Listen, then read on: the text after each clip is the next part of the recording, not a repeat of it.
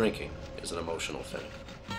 It joggles you out of the standardism of everyday life, and of everything being the same. It yanks you out of your body and your mind and throws you against the wall. I have the feeling that drinking is a form of suicide, where you're allowed to return to life and begin all over the next day. It's like killing yourself. And then you're reborn. I guess I've lived about 10 or 15,000 lives by now.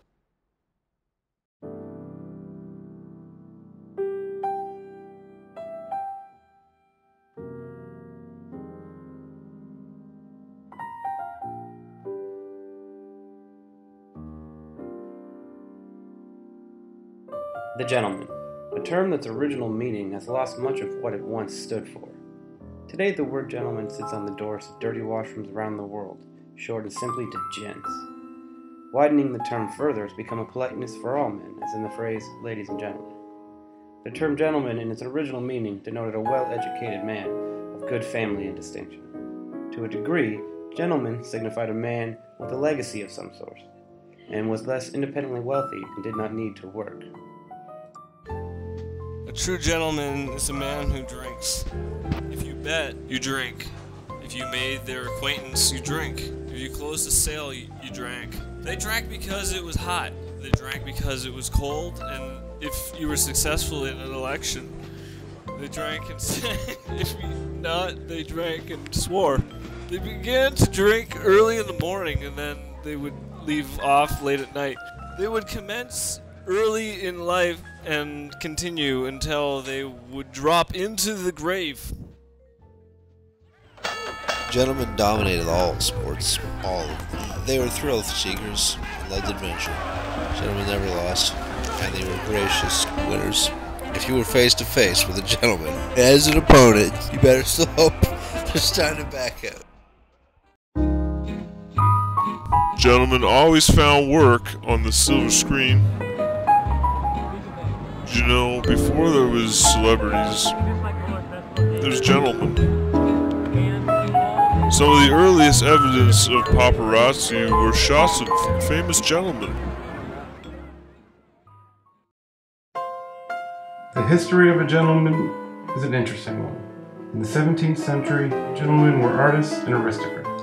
By the 18th century, gentlemen were politicians, doctors, and landowners. Gentlemen were growing in numbers as industries grew and wealth spread. As more gentlemen walked the earth, the amount of alcohol produced tripled in amount. During the courtship, a gentleman was ferocious. The drunker a gentleman got, the more irresistible he was to a woman. Quantity over quality, they say. And soon a gentleman's family was born. Yet another reason to drink. Alcohol was also credited for the creation of birth control tests. When a gentleman acquired mass amounts of wealth, he was able to pursue hobbies of his own, and then became a gentleman in a whole new way. The gentleman scientist, the gentleman artist, the gentleman pilot, and so on. It even wasn't unfamiliar to see a gentleman in uniform, a gentleman at arms.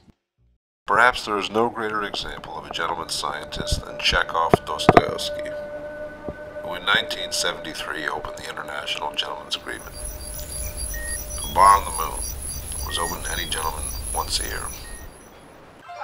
Gentlemen were world travelers. They found themselves around the world by any means necessary. Some gentlemen were first-class travelers, and others were first-class vagabonds.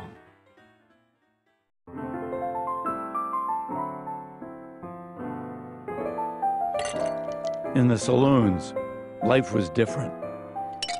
Men talked with great voices, laughed great laughs, and there was an atmosphere of greatness. Here was something more than the common everyday where nothing happened.